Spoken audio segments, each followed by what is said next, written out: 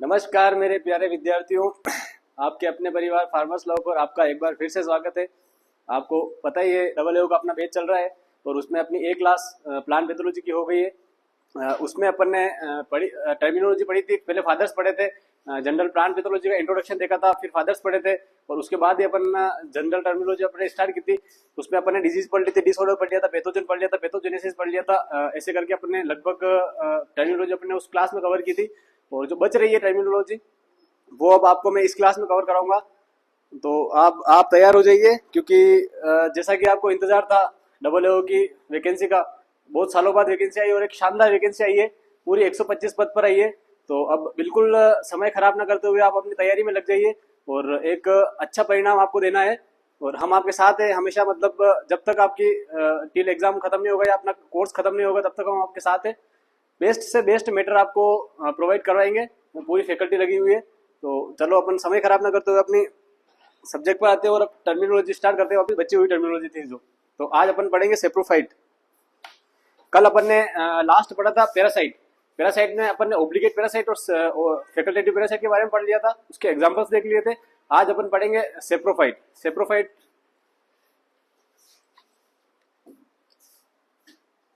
Saprophyte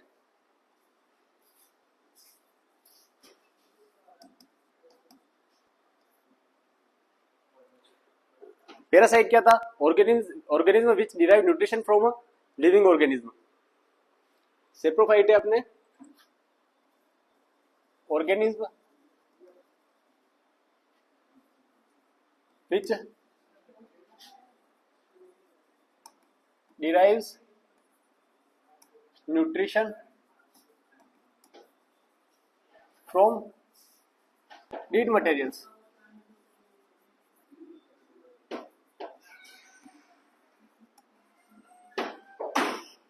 वो तो जो अपना पैरासाइट जो है था वो अपना न्यूट्रिशन किसी लिविंग ऑर्गेनिज्म से ही ले रहा था, और ये जो अपना सेप्रोफाइट है ये किसी डीड मटेरियल्स कोई भी हो सकता है, उससे अपना न्यूट्रिशन लेगा और अपनी लाइफ साइकिल कंप्लीट करेगा। इसमें भी ये दो टाइप का है। फर्स्ट है इसका two types.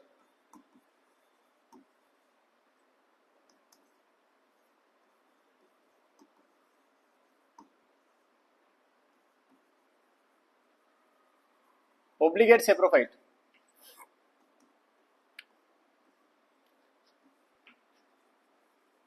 organism which derives their nutrition from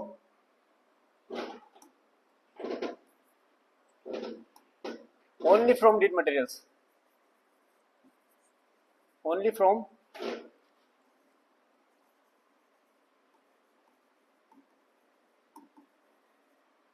dead materials. Obligate saprophyte जो अपना होगा वो अपना न्यूट्रिशन केवल और केवल डेड मटेरियल्स से ही लेगा। जैसे एग्जांपल देख लेते हैं अपन इससे। एक हो जाएगा अपना म्यूकर, एक Rhizopus, penicillium,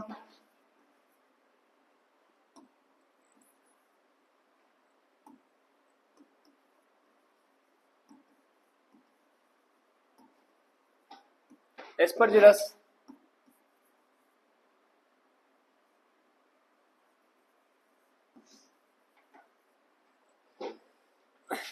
then agaricus.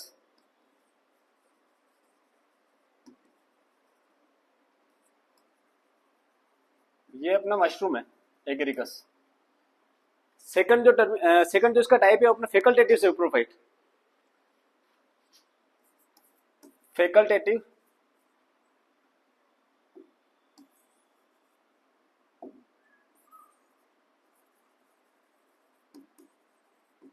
Saprophyte.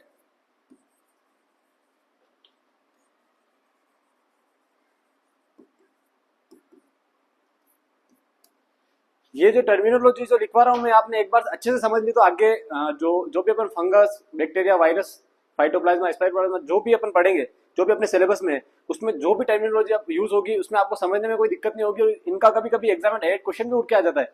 जैसे कोई डेफिनेशन दे दी तो उसमें से आपको फिर टर्म पूछ लेगा कि या यूं पूछ लेगा इसको क्या कहते हैं, तो अपन उसका जैसे एग्जांपल पूछ लेगा, ऑब्लिगेट सेप्रोफाइट का एग्जांपल बताइए, तो ये एग्जांपल लगभग है इन्हीं में से निकल के आ जाएगा। और कभी कभी ये डेफिनेशन देके ये भी पूछ देता है कि इसको हम बोलते क्या है। तो कभी कभी डायरेक्ट क्वेश्चन आता है, कभी डायरेक्ट क्वेश्चन नहीं भी आता है, तो भी अपन आगे जो पढ़ेंगे पूरा इन टर्मिनोलॉजी को पूरा यूज होगा। इसलिए आपको सबसे पहले इन टर्मिनोलॉजी को अच्छे से पढ़नी है, अच्छे से समझनी है, और रोज का रोज आप पढ़ते जाना साथ साथ।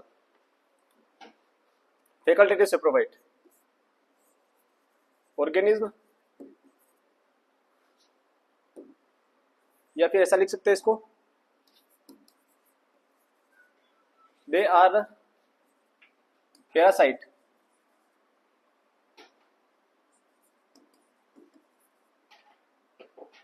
but under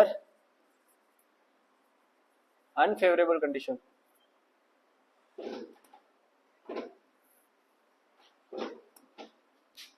But under unfavorable condition.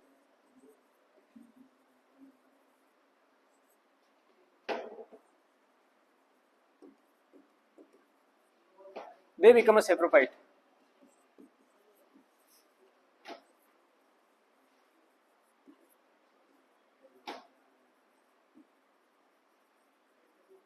इसमें थोड़ा उलझ गए आप।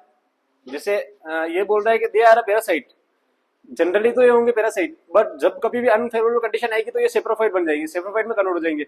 इसका एग्जांपल होगा जैसे अपने स्मर्ट,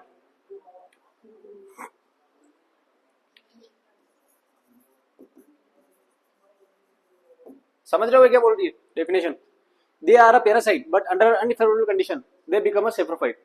जनरली बेसिकली तो होंगे पैरासाइट, बट अनफेवरेबल कंडीशन जब भी आएगी तब ये सेप्रोफाइट में कन्वर्ट हो जाएंगे या सेप्रोफाइट लाइक बिहेव करेंगे।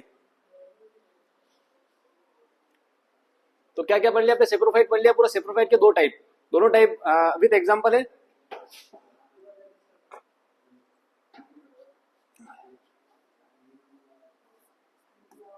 अब है अपना इटायोलेशन।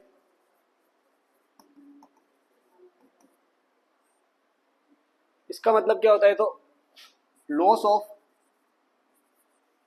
Green colour in absence of sunlight, sunlight के एब्सेंस में जो लॉस हो रहा है ग्रीन कलर का, या ऐसा कह सकते हैं कि प्रेजेंस ऑफ डार्कनेस,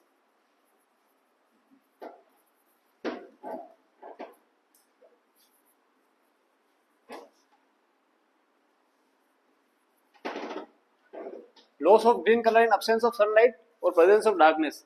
तो इस टर्म को अपन क्या बोलेंगे? इटायोलेशन। एक सेकंड सिमिलर इसका टर्म में, मतलब दिखने में सिमिलर है, etiology.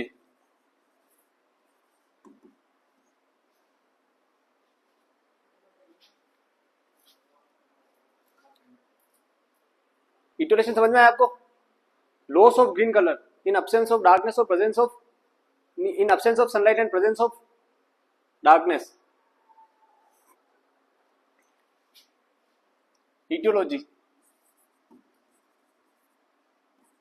study of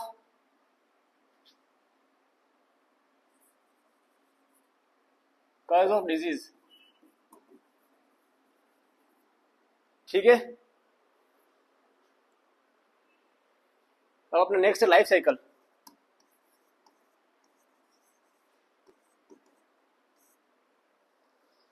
life cycle क्या होगा अपना? evolved from a single spore,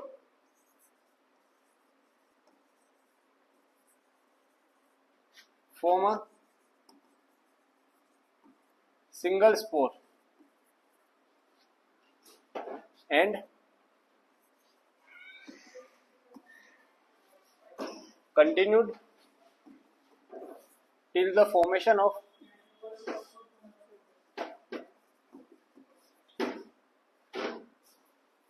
same spore. कोई भी सिंगल स्पोर है, एक सिंगल स्पोर, लाइफ साइकिल जैसे evolve from a single spore, इसी सिंगल स्पोर से निकल के मल्टीप्लिकेट होके रिप्रोडक्शन होके यहाँ पे बहुत सारे स्पोर बनाएगा, और उन्हीं में से एक सेम स्पोर ऐसा होगा। सेम स्पोर ऐसा बनाएगा एक, evolve from a single spore, single spore से इवॉल्व हो रहा है और वापस मल्टीप्लिकेट होके एक सेम स्पोर ऐसा बना रहा है। स्पोर तो बहुत सारे बनाएगा, लेकिन इनमें से एक सेम स्पोर ऐसा होगा। ये सब स्पोर इसके सेम ही है, कॉपी है, तो evolve from a single spore then continued in the formation of same spore, तो इसको अपन क्या बोलेंगे, लाइफ साइकिल पूरी।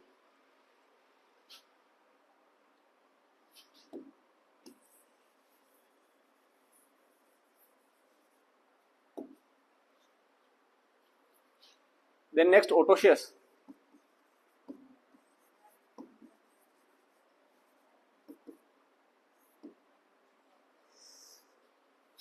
ओटोशियस क्या होता है, पैथोजन, जिस भी पैथोजन को एक सिंगल होस्ट रिक्वायर्ड हो, लाइफ साइकिल कंप्लीट करने के लिए सिर्फ एक सिंगल होस्ट चाहिए हो, उसको अपन क्या बोलेंगे, ओटोशियस। और एक और टर्म है हेट्रोशियस, कोई भी पैथोजन है उसको more than one host required हो, जिसे लाइफ साइकिल कंप्लीट करने के लिए उसको एक होस्ट से वो अपनी लाइफ कंप्लीट नहीं कर सकता, उसको एक अल्टरनेट होस्ट भी चाहिए, तो उसको अपन क्या बोलेंगे, हेट्रोशियस।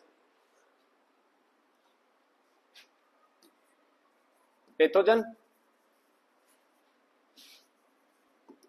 which required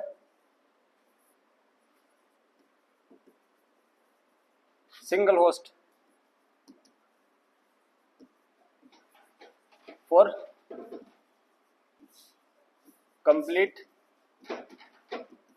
its life cycle।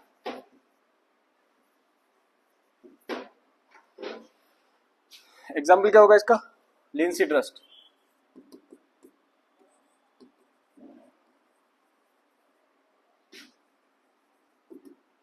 कौन है कॉजल ऑर्गेनिज्म का, मेलेंस्पोरा, मेलेंस्पोरा लिनियाई।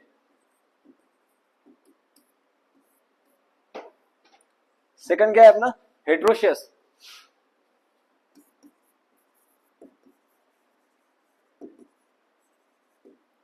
ओटोशियस समझ में आया, pathogen which required single host for complete it's life cycle. कोई भी पैथोजन है उसको एक सिंगल होस्ट, कोई भी सिंगल होस्ट अगर होगा और अगर सिंगल ही होस्ट पे वो अपनी लाइफ साइकिल पूरी कंप्लीट कर रहा है तो अपन उसको क्या बोलेंगे, autoecious. Then हेट्रोशियस,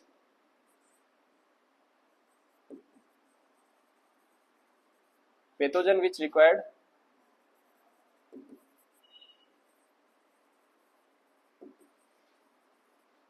more than one host,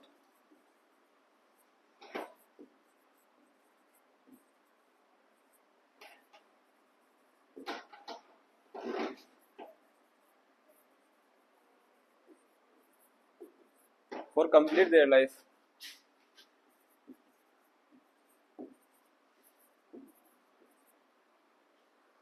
example ले लेते हैं अपन इसका, example of हेट्रोशियस,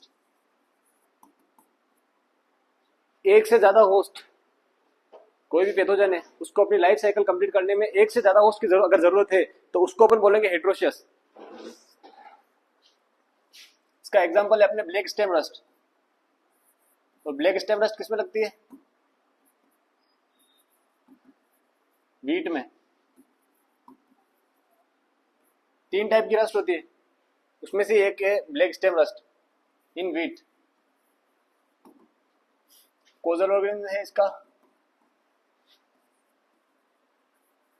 Puccinia क्रेमिनीज ट्रिटिकाई।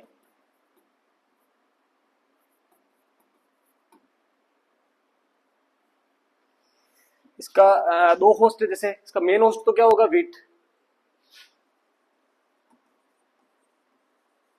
Main host तो अपना wheat. Then alternate host,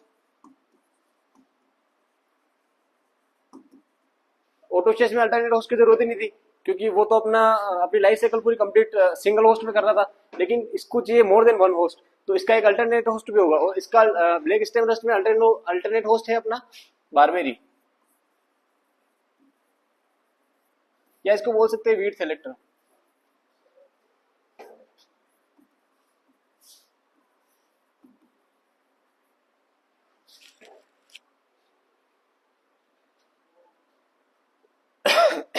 then next अपना है हाइपरट्रोफी।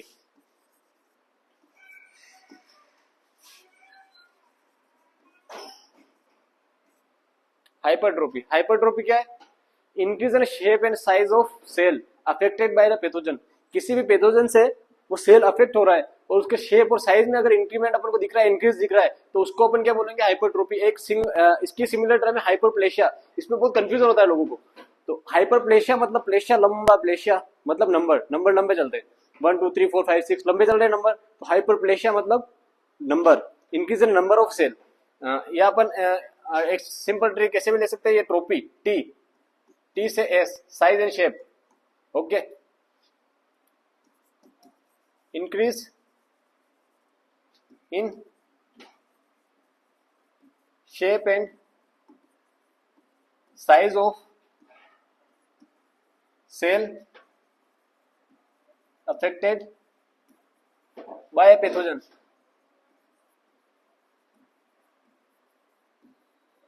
पैथोजन से अगर कोई सेल अफेक्ट हो रही है तो उसकी शेप और साइज में इंक्रीमेंट अपन को दिख रहा है, तो उसको अपन क्या बोलेंगे, हाइपरट्रोफी, देन हाइपरप्लेशिया।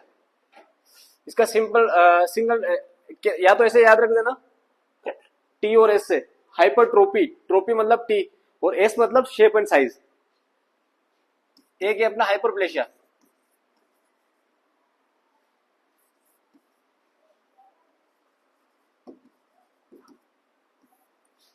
प्लेशिया का आ रहा है तो मतलब नंबर, हाइपरप्लेशिया, पी एन,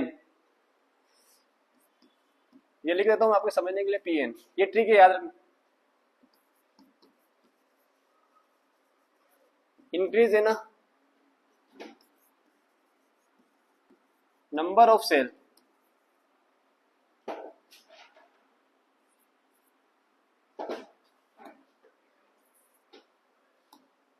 किसी को राइटिंग समझ में नहीं आ रही तो मैं बोल बोल के लिखा रहा हूं, साथ साथ लिख ले जाना।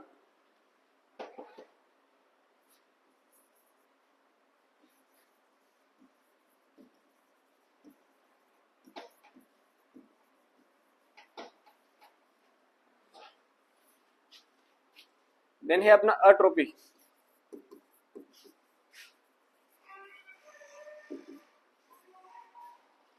ये होगा अपना इनिबिशन ऑफ ग्रोथ ड्वार्फिज्म।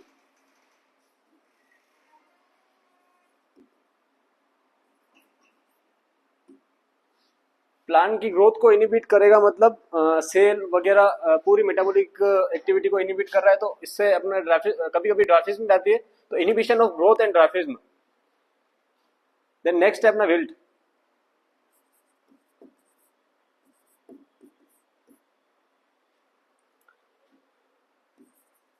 इसमें डायरेक्ट लिखना आप, sclerenchymatous tissue are affected. Sclerenchymatous tissue, चलो इसको अलग ही पेज पे ले लेते हैं अपन।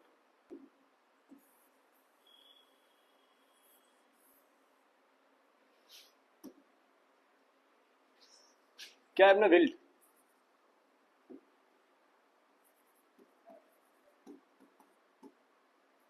WS,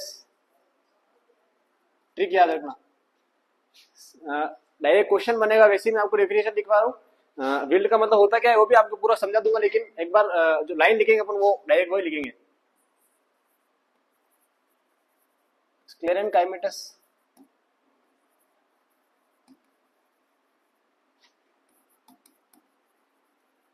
tissue are affected.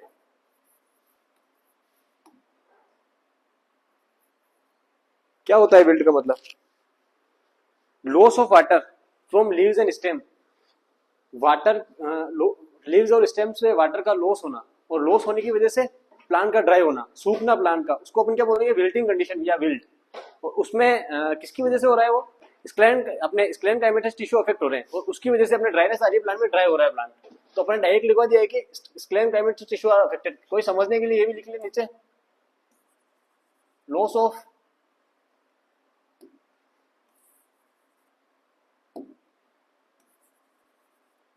Of water from leaves and stem. ठीक है, और इससे अपने हो क्या रहा है, ड्राइनेस आ रही है, ड्राइंग। अब एक टर्म है अपना रोट। इसमें कौन से टिश्यू अफेक्ट होंगे? Parenchymatous tissue. इसकी ट्रिक याद रखना, RP, rot parenchymatous tissue are affected. होता क्या है वो भी बताऊंगा।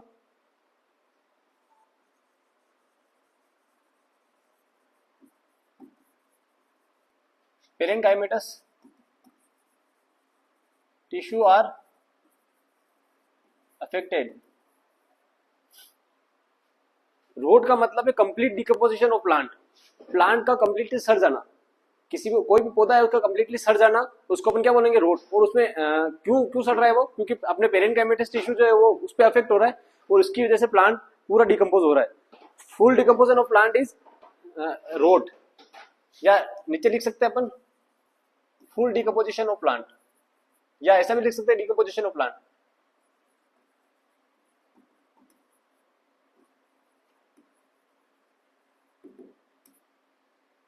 ठीक है। नेक्स्ट टर्म है अपना नेक्रोसिस। पानी की बोतल देना मुझे, लिख लो है जल्दी।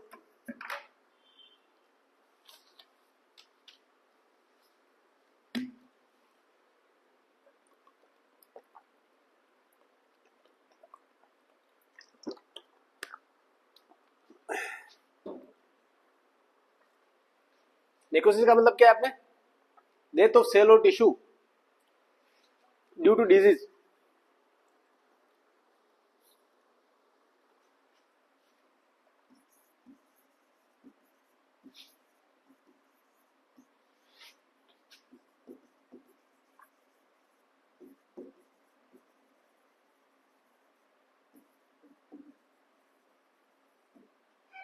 ठीक है, सेल और टिश्यू का death of cell and tissue due to disease, disease की वजह से टिश्यू और सेल की डेथ हो रही है, उसी को अपन क्या बोलेंगे? Necrosis.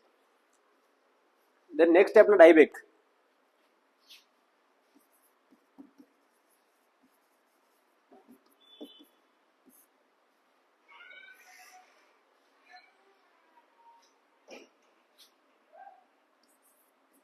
Drying of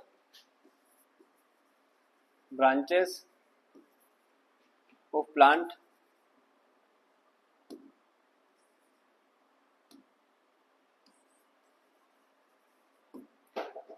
from upper top to lower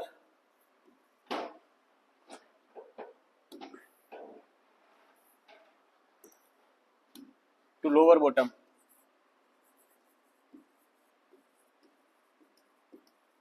क्या बोलेंगे इसको अपन? Dieback. Drying of branches of plant from upper top to lower bottom. Plant का ऊपर से नीचे की तरफ मुरझाना या सूखना, उसको अपन क्या बोलेंगे? डाइबेक। देन नेक्स्ट टाइम अपना नेक्रोट्रोप।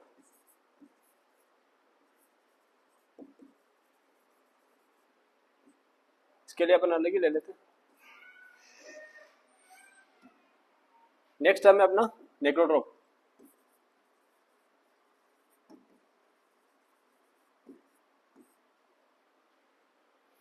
ये थोड़ी अलग ही चीज है उनका उनकी सिमिलर टर्म है पैरासाइट और सेप्रोफाइट, उनके जैसी है, लेकिन इसका कुछ अलग ही पूरी प्रोसेस है इसकी। ऑर्गेनिज्म एक बार लिखवा देता हूँ, फिर समझा दूंगा मैं आपको। Organism which kill their host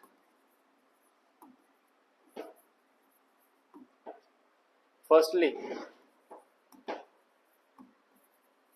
then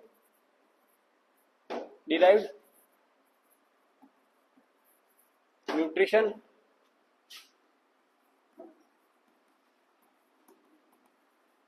from dead materials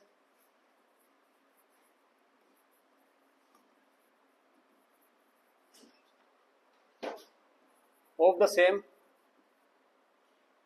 host। क्या करता है ये? पहले तो अपने होस्ट को किल करता है, पहले किल करके फिर उसी में से वापस उसको किल करके उसमें से न्यूट्रिशन लेता है, तो इसको अपन क्या बोलेंगे, नेक्रोट्रोप। और इसको इसको ही अपन दूसरी टर्म हो दी एक हेमीबायोट्रोप। तो नीचे लिख देंगे अपन, it is also known as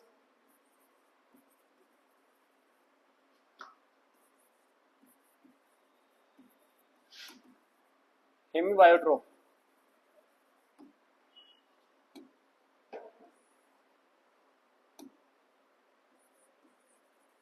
हेमीबायोट्रोप, ठीक है, लिख लो ये जल्दी से अपन।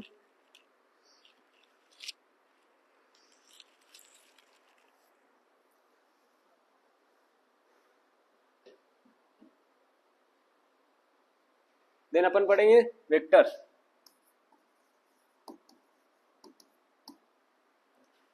वेक्टर क्या होता है, और ऑर्गेनिज्म या एजेंट विच ट्रांसमिट डिजीज, जो भी डिजीज ट्रांसमिट कर रहा है, डिजीज ट्रांसफर कर रहा है, उसको अपन क्या बोलेंगे, वेक्टर। तो वेक्टर की डेफिनेशन लिखा के जो मेजरली अपने प्लांट पैथोलॉजी में जो लगभग लोग जो वेक्टर है, मैं आपको एक बार लिखा दूंगा, उसमें से निमेटोड वाले वेक्टर बाकी रहेंगे, वो अपन फिर कभी लिख लेंगे, या मैं आप निमेटोड डिजीज पढ़ाऊंगा उसमें आगे लिखवा दूंगा मैं आपको। ऑर्गेनिज्म या agent which transmit the disease,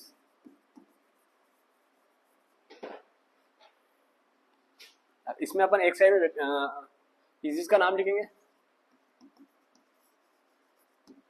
और एक साइड में अपन सारे वेक्टर लिख लेंगे। जैसे ऑल मोजेक डिजीज, जितनी भी मोजेक डिजीज है वो अपने उसका वेक्टर है अपने एफिड। लेकिन इसमें एक्सेप्शन है, एक्सेप्शन डाल के अपन लिखेंगे moong bean mosaic,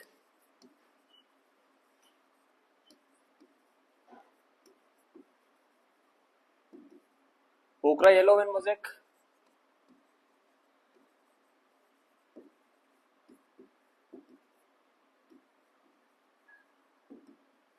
sugarcane mosaic.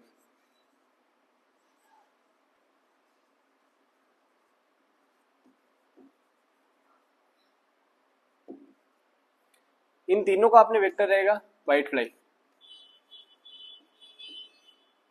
समझ रहे हो, मैं आपको एक साथ लिखवा रहा हूँ सब।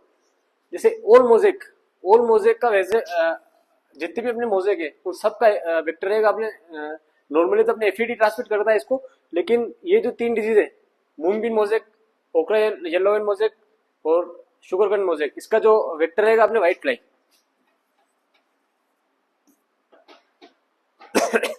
ये अपना फर्स्ट है। वेक्टर की डेफिनेशन लिख लेना, उसके नीचे ही डाल के लिखना है डिजीज देन वेक्टर। उसके साथ ही मैं आपको लगभग काम में आने वाले वेक्टर सब दिखा दूंगा, और बाकी रहेंगे अपने निमोटेड वाले, या फिर और कोई बाकी रहेंगे तो अपन डिजीज के साथ पढ़ते रहेंगे, लेकिन ये आप एक बार साथ साथ लिख लेना इसके। फिर आता है अपना चिली लीफ कट। दूसरा एग्जाम्पल क्या है अपना, ओल लीफ कट, सॉरी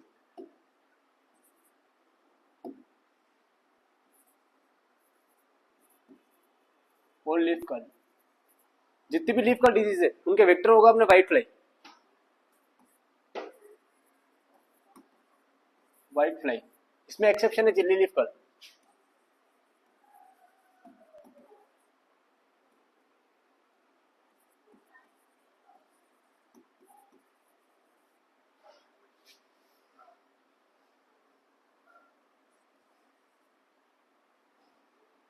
इसका वेक्टर होगा अपने थ्रिप्स।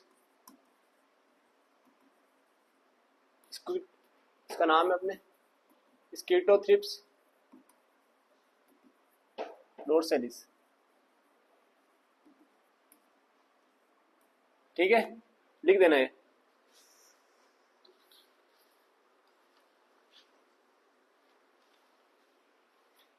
ओल लीफ कर्ल है, व्हाइट फ्लाई से ट्रांसमिट हो रही है, उसमें एक एक्सेप्शन है चिली लीफ कर्ल, जो किससे हो रही है, थ्रिप्स से। थ्रिप्स का नाम क्या है, स्कीटोथ्रिप्स डोर्सेलिस। अब है अपना माइकोप्लाज्मा लाइक ऑर्गेनिज्म, या इसको बोल सकते हैं फाइटोप्लाज्मा। इससे जो भी डिजीज हो रही है उनका वेक्टर है अपने लीफ ऊपर। कौन ट्रांसमिट कर रहा है उसको? लीफ ऊपर। एक्सेप्शन क्या है इसका?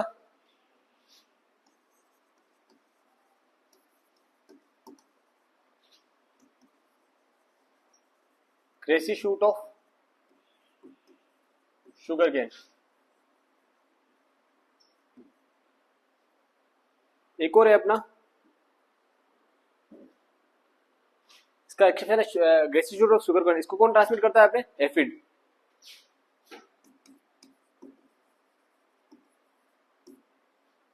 ठीक है, ये एक बार इसमें कोई समझने जैसी बात नहीं है।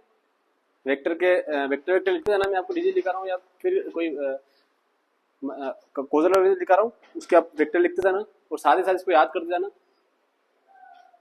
फर्स्ट में आप सब वेक्टर एक साथ याद कर लोगे तो आगे थोड़ी आसानी रहेगी आपके लिए। अब अपने पोटी वायरस भाई,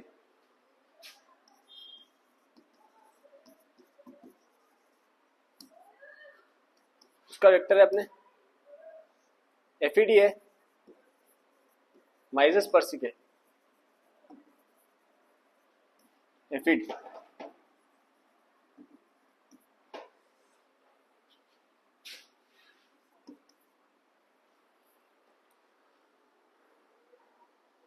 पांचवा है अपना सिस्ट्रस टिस्टेरा।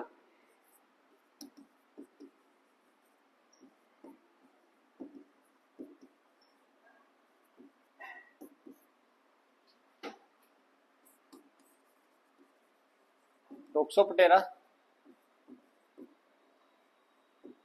सिट्रिसिडा। कॉमन नेम क्या है इसका? Brown plant aphid. Brown plant aphid.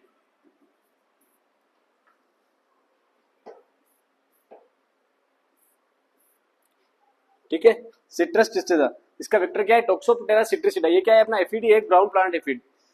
अब अपन नीचे नेक्स्ट लिखे ना अपन राइस टुमरो।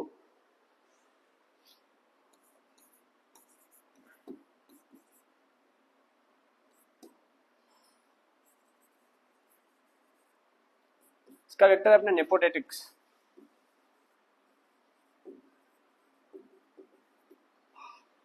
लिख लो जल्दी से।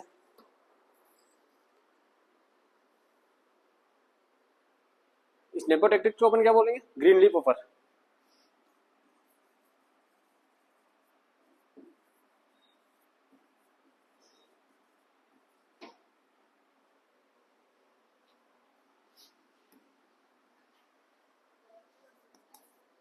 नेक्स्ट है अपना 7, टोमेटो स्पॉटेड विल्ड वायरस। वो है अपने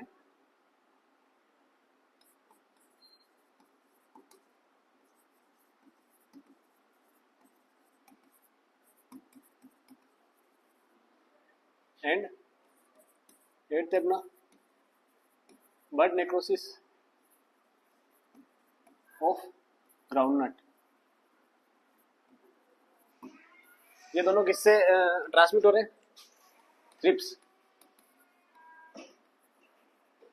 दोनों डिजीज सेम, दोनों डिजीज में वेक्टर रहेगा अपना सेम, थ्रिप्स। ठीक है बेटा।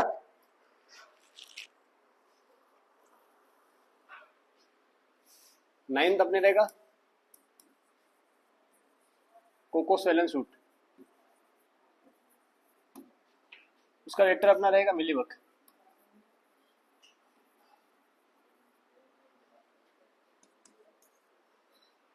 टेंथ अपना रहेगा PV exportive virus x.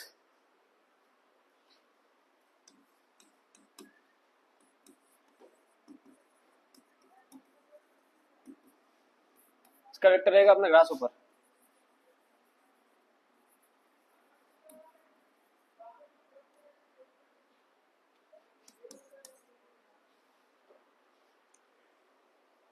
First लिखा आपने tomato spotted wilt virus, bud necrosis of groundnut. दोनों डिजीज का वेक्टर है अपना थ्रिप्स। देन आपने लिखा अपन ने कोकोसेलन शूट, उसका वेक्टर है मिलीबग। फिर लिखा अपन ने पीवी एक्सपोर्टिव वायरस एक्स, इसका है अपना ग्रास ऊपर। अब लिखेंगे अपन cowpea mosaic virus.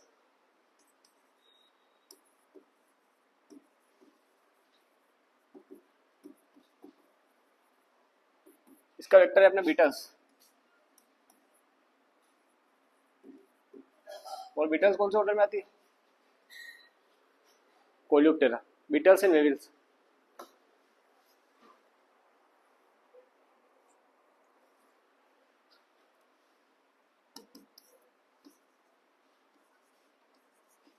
Wheat, spindle, streak, virus. किससे होगा? Polymyxa, polymyxa.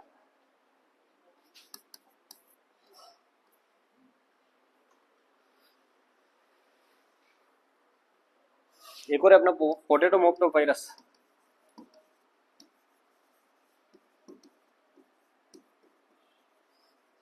ये किससे ट्रांसमिट होगा? अपने स्पोंजोस्पोरा।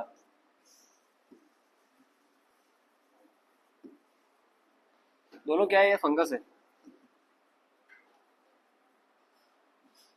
अगर सिंपली पूछ ले wheat, spindle, stick, mosaic virus किससे ट्रांसमिट होता है, ऑप्शन में अगर पोलीमिक्सा नहीं दे और फंगस दे दे तो अपन को क्या टिक करना है? फंगस। देन अगर पर्टिकुलर ये नाम दे दे कि पोलीमिक्सा तो अपन को टिक करना है पोलीमिक्सा। ठीक है, इसीलिए मैंने पीछे ये सब अपन आगे बढ़ेंगे। एक बार आप वेक्टर लिख लो, अभी आप देख लो क्या है, क्या समझ में नहीं आ रहा है कुछ, तो अपन सब आगे बढ़ेंगे। एक बार आप लिख लो सब वेक्टर वेक्टर, फिर अपन आगे बढ़ेंगे इन सबको। दो डिजीज हो रहे अपने,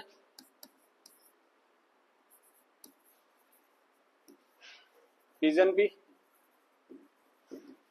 sterility, mosaic virus and wheat streak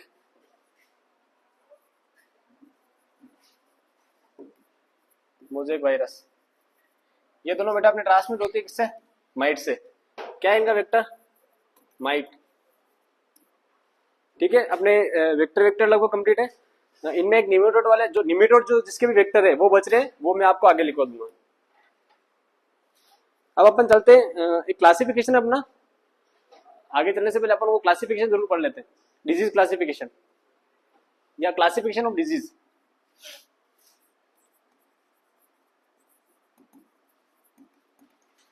disease का क्लासिफिकेशन करवा के मैं आपको एक बार अपने प्लांट पैथोलॉजी की history, world related to world and India, अपने इंडिया की भी हिस्ट्री लिखवा दूंगा। इंडिया के जितने भी साइंटिस्ट वगैरह है जिन्होंने वर्क किया उनके बारे में लिखवा दूंगा। और वर्ल्ड की भी, पहले वर्ल्ड से स्टार्ट करेंगे, देन इंडिया की पूरी कंप्लीट करके फिर अपन अपने fungus, bacteria, virus, viroids, cytoplasm वगैरह सब पढ़ेंगे। और देन उसके बाद अपन अपने डिजीज ऑफ आवर क्रॉप, सब टोटल क्रॉप के अपन डिजीज पढ़ेंगे, जिसमें अपने हॉर्टिकल्चर क्रॉप आ जाएगी, फील्ड क्रॉप आ जाएगी, मेडिसिनल प्लांट अगर कोई है, फ्लोर प्लांट, सबकी इंपोर्टेंट डिजीज अपन एक बार पढ़ लेंगे।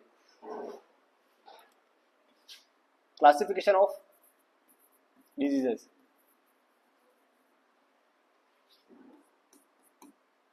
इसमें ए जो है अपना first, based on causal agent.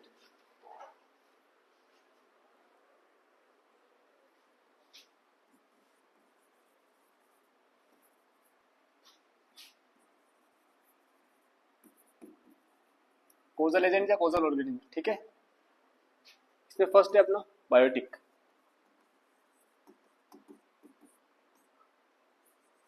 Biotic, biotic disease किसको बोलते हैं? Disease which caused by living, any living organism. कोई भी लिविंग ऑर्गेनिज्म है, उसका पैथोजन अगर कोई भी लिविंग ऑर्गेनिज्म है और उससे वो डिजीज कज हो रही है, डिजीज हो रही है, तो उसको अपन क्या बोलेंगे? Biotic disease. जैसे एग्जांपल है इसके फंगस, बैक्टीरिया, एमएलओ, फाइटोप्लाज्मा,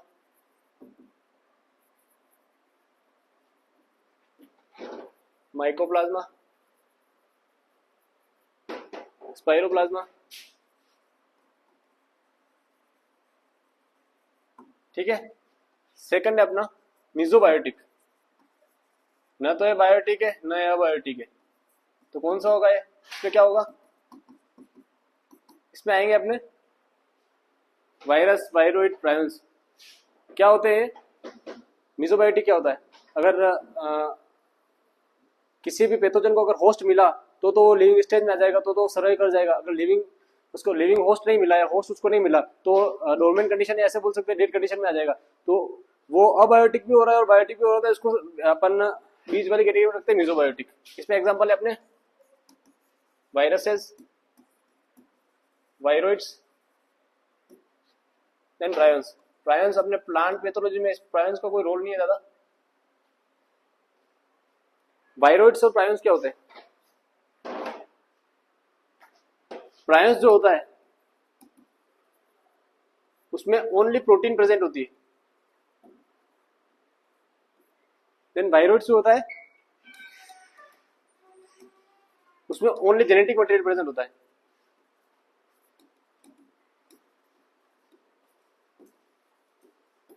और वायरस है उसमें प्रोटीन प्लस जेनेटिक मटेरियल दोनों प्रेजेंट हो गए। ठीक है, जेनेटिक मटेरियल मतलब न्यूक्लिक एसिड।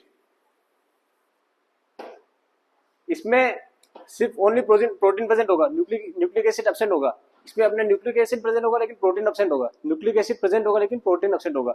और इसमें अपने दोनों प्रेजेंट होंगे वायरस में। ये डिफरेंस है इन तीनों में। ठीक है, अब थर्ड कैटेगरी आ गई अपनी अबायोटिक। अबायोटिक में कौन सा आएंगे अपने? Nutrient stress and environmental condition वाले। ठीक है, मिनरल स्ट्रेस एंड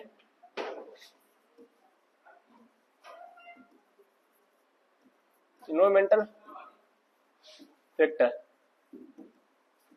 न्यूट्रिएंट की डेफिशिएंसी से, मिनरल की डेफिशिएंसी से, या कोई इन्वायरमेंटल फैक्टर की वजह से अगर कोई डिजीज हो रही है प्लांट में, तो उसको अपन किस कैटेगरी में रखेंगे? अबायोटिक। ठीक है, ये हो गया अपना first, based on causal agent.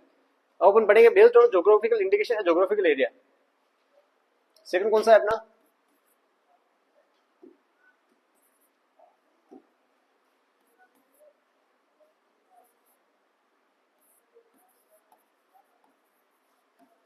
Based on geographical area. इसमें फर्स्ट होगा अपना endemic disease. Disease based on geographical area. तो फर्स्ट कौन सी? Endemic disease.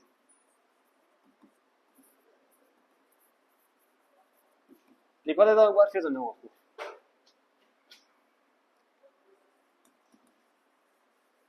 Disease which more और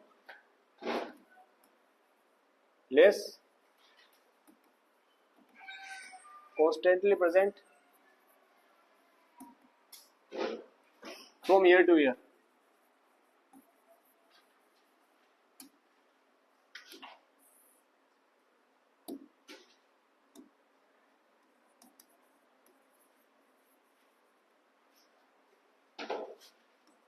In moderate or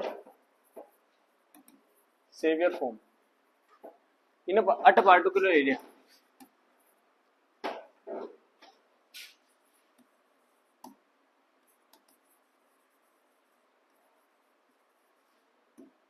क्या कह रहा है? Disease which present disease which present less, disease which less or more constantly present in year to year. ठीक है, और ये पार्टिकुलर एरिया में, तो ईयर टू ईयर अगर कोई डिजीज हो रही है और मोर or less and moderate, moderate भी हो सकती है, सेवियर भी हो सकती है, कम भी हो सकती है, ज्यादा भी हो सकती है, लेकिन वो लगातार होगी, तो उस डिजीज को क्या बोलेंगे? Endemic disease. बेस्ट एग्जांपल क्या है इसका?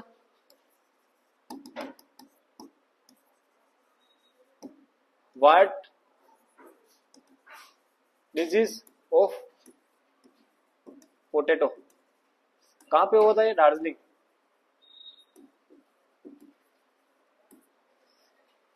समझ में आया आपको?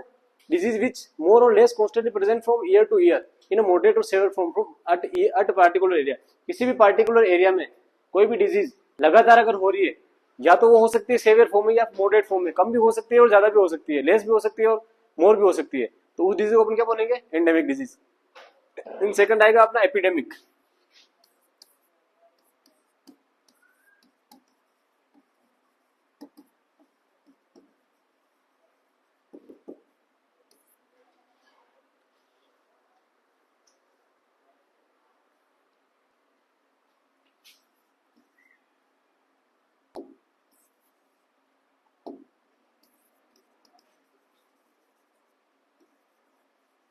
disease occurring periodically in severe form.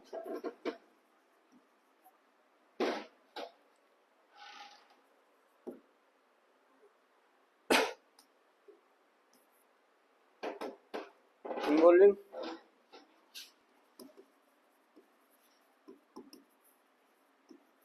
major area of crops. Disease, कोई भी डिजीज सेवर फॉर्म में होगी और इरेगुलर फॉर्म में होगी. इरेगुलर मतलब लगातार नहीं होगी, होगी नहीं भी होगी, रुक जाएगी, चलेगी वापस. और सेवर फॉर्म में, बहुत ज्यादा फॉर्म में अगर होगी तो उस डिजीज को अपन क्या बोलेंगे? Epidemic disease. बेस्ट एग्जांपल क्या है इसका?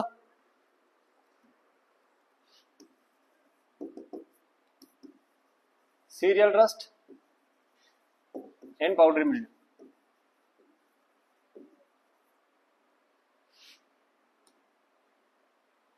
थर्ड है अपना स्पोरेडिक डिजीज.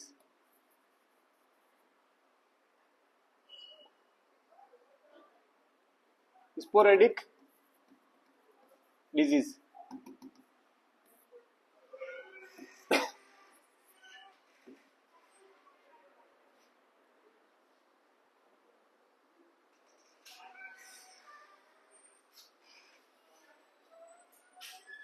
क्या है? Sporadic disease, disease which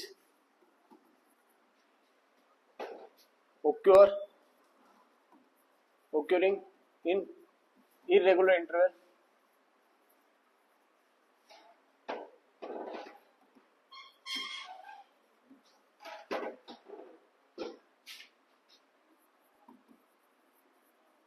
at location in relatively few instances.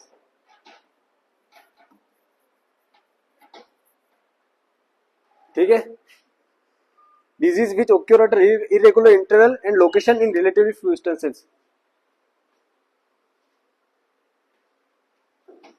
At irregular interval, कोई भी डिजीज इरेगुलर इंटरवल पे हो रही है तो उस डिजीज को अपन क्या बोलेंगे? Sporadic disease. लगातार नहीं हो रही है कोई भी डिजीज, इरेगुलर इंटरवल पे हो रही है और बहुत माइनर फॉर्म में हो रही है तो उसको अपन बोलेंगे स्पोरेडिक डिजीज. क्या एग्जांपल है इसका? False smut and udbatta disease. Udbatta disease किसमें होती है? राइस में. किसमें होती है बेटा? राइस में. लास्ट अपने बच रही है पेंडेमिक डिजीज.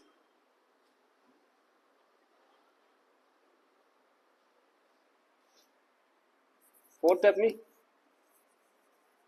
Pandemic disease.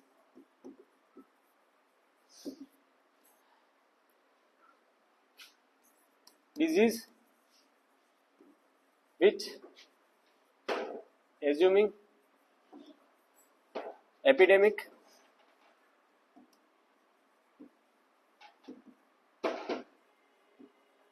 और वेरी लार्ज एरिया, या ऐसे को ऐसा बोल सकते हैं अपन वर्ल्ड वाइड.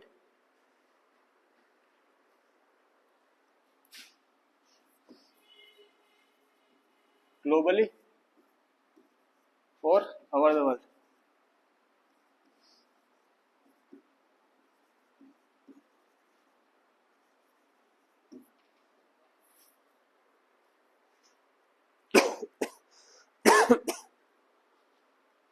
एग्जाम्पल इसका लेट ब्लाइट ऑफ पोटैटो. क्या है? Pandemic disease. Disease which assuming epidemic in our over very large area. Epidemic का क्या था? वो सेवियर फॉर्म में हो रही थी लेकिन इरेगुलर हो रही थी. तो ये और वो हो रही थी मेजर किसी मेजर एरिया में, पार्टिकुलर एरिया में या मेजर एरियाज ऑफ क्रॉप्स. लेकिन ये होगी अपने पूरे वर्ल्ड वाइड में. पूरे वर्ल्ड वाइड में अगर कोई डिजीज सेवियर फॉर्म में हो रही है तो उसको अपन क्या बोलेंगे? Pandemic disease. ये क्या है? Globally all over the world, पूरे वर्ल्ड में इसका इफेक्ट रहता है. Highly damage in short time. या इसको ऐसा बोल सकते हैं, अपन लिख सकते हैं हाईली, नीचे लिख देना एक line, highly damage in a short period. क्या एग्जांपल रहेगा इसका? Late blight of potato. Late blight of potato के बारे में हमारे पहले अपन ने पहले डिस्कस कर रखा है, पढ़ रखा है। कब आया था? 1845 से लगाकर चला था आपने 1852। हाईली डैमेज कब हुआ था इसका? हाईली डैमेज पूछ ले 1847, ठीक है, 47 है वो।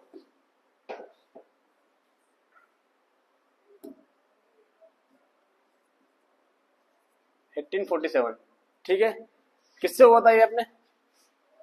कोजल ऑर्गेनिज्म क्या है इसका? Phytophthora infestans.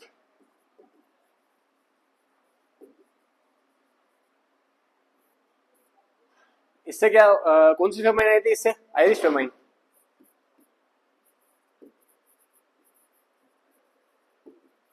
कहाँ आई थी? आयरलैंड और यूके में। और लगभग 1.5 मिलियन लोग इस डिजीज से अफेक्ट हुए थे, इस डिजीज से उनकी मृत्यु हो गई थी। 1.5 मिलियन लोग लगभग। एक टर्मिनोलॉजी और छूट गई अपने, वो भी आप ऐड कर लेना, ऊपर लिख लेना कहीं पे भी, फाइलोइडी।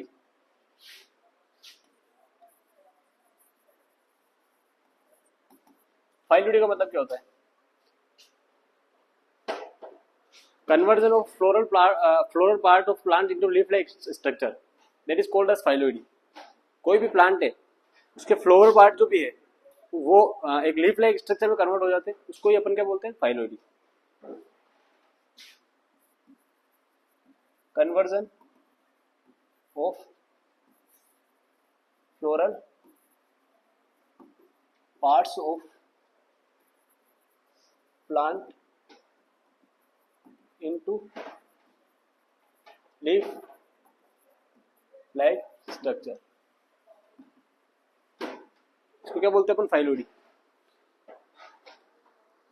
तो प्यारे साथियों, आज के लिए इतना सही, और आई होप कि आपको सबको समझ में आ रहा होगा, और साथ के साथ इसको पढ़ते जाना,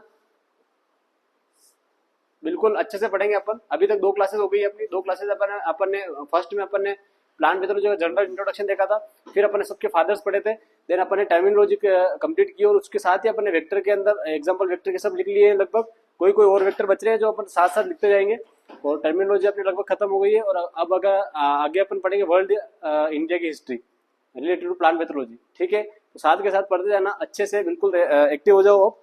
वैकेंसी लगभग सिर पे ही है, वैकेंसी आ गई है, और बहुत अच्छी वैकेंसी आई है। मैं मानता हूँ डब्ल्यूओ की एक बहुत अच्छी वैकेंसी है, 125 पद की बहुत बड़ी वैकेंसी है। अपने सभी कृषि योद्धाओं को बहुत दिनों से इंतजार था कि ऐसी वैकेंसी कब निकले। ऐसी बड़ी वैकेंसी निकली नहीं, पिछली वैकेंसी निकली थी डब्ल्यूओ की, 14 पोस्टों पे निकली थी, और ये वैकेंसी बहुत बड़ी है, 125 बड़ी होती है। तो लग जाना, बिल्कुल टाइम वेस्ट मत करना, और समझ में आ रहा होगा आपको, अच्छे से पढ़ते रहना। Thank you.